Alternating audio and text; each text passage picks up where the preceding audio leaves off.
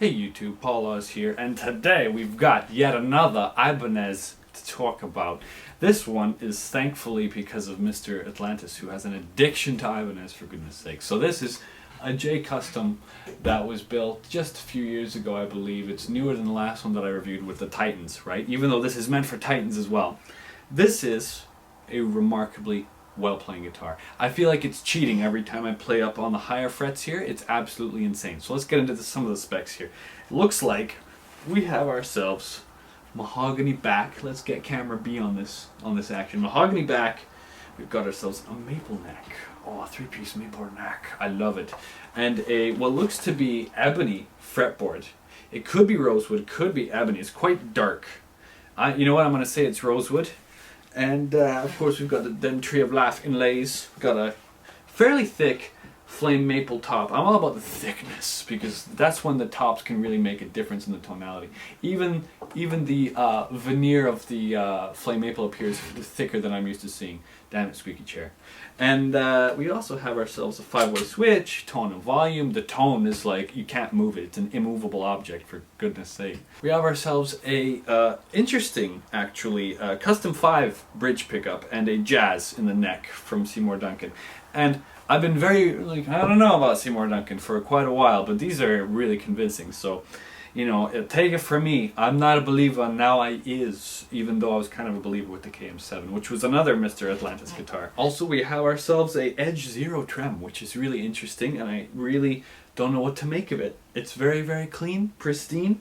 These fine tuners are seemingly very, very good. I actually haven't run into many tuning issues, even though it's a floating trem, I suppose.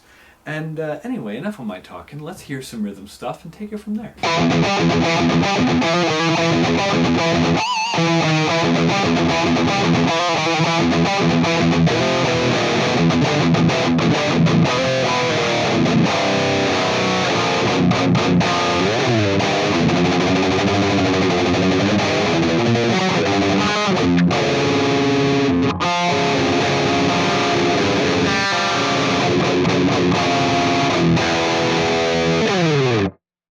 So as you can hear, it's a very bright instrument. That's probably because of the maple and mahogany. These pickups are still quite hot too, though. And I kind of like that. I like to have a hot, spunky guitar. It reminds me of that Blackwater that I have recently reviewed as well. That was a very, very bright guitar. Even brighter than this, I would argue. So this guitar definitely finds some kind of good middle ground between a really hot-sounding Les Paul and that kind of brattiness that you'd expect out of a Strat. So now let's move on to the clean channel. As with a couple of the other reviews, I'll be going from bridge to neck. So there's like 5 settings to go through. Anyway, camera B time.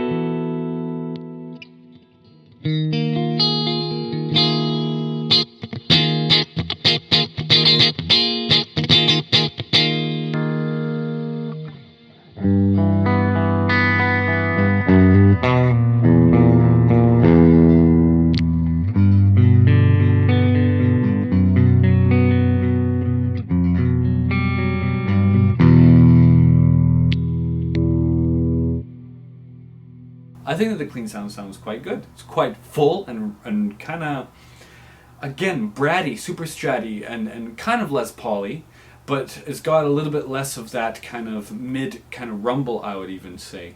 So definitely a lot like that Blackwater, but that Blackwater had a different kind of pristineness to its top end. So I'd compare this to be in between kind of like a old kind of Strat and that Blackwater, a happy medium.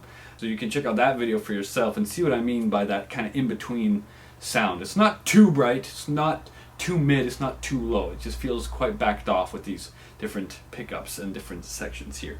So I have to do some lead playing because this guitar makes it so easy to play something cool and fast and be articulate. This is where these Seymour Duncans shine for sure. So this is one of my favorite lead sounds. It is not the Triumph lead, which I very overdo, I think. I've been doing it too much. I have to do this Satriani lead instead. So anyway, let's hear what this guy sounds like.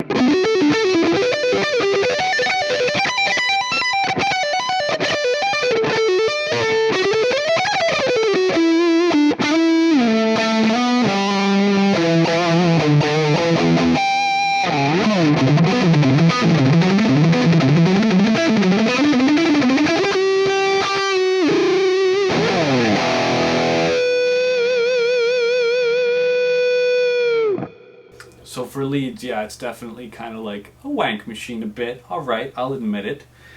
There's that Steve Vai tonality to when you play this guitar. I definitely think I would still switch out the pickups. Even though they do seem quite, articulate and stuff like that, I feel like I would want to get more of a smooth sound. And so, for some reason, Mr. Atlantis is going to throw in some Titans in his guitar. Titans. Which I don't disagree with. I think it's going to be a great idea. I think it's going to look great. I think it's going to play great. So, without further ado, I'm going to play myself out here with a little bit of a very fun song, classic song that this has been a request for Mr. Atlantis, so I will, of course, do it because he lends me his guitars.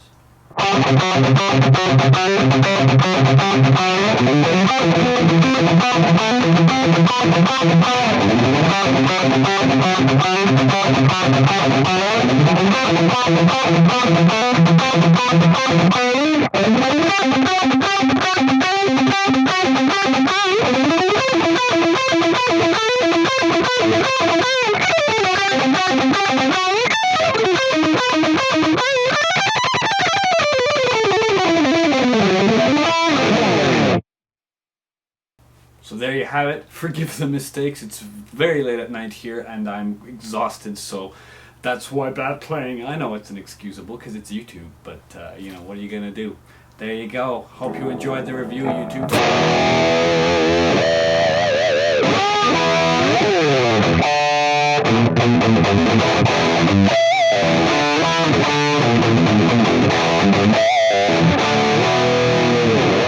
So if you liked this video, please don't forget to subscribe. I definitely really appreciate all the support, and I really look forward to making these YouTube videos for you guys. Whether it's a custom guitar or whether it's a cheaper guitar, I love doing this stuff and I love helping people understand what they'd like to get. I definitely try to approach my reviews from as honest a standpoint as I can, and I hope that you guys appreciate that because a lot of effort goes into this stuff. Anyway, thanks a lot, YouTube. See you soon.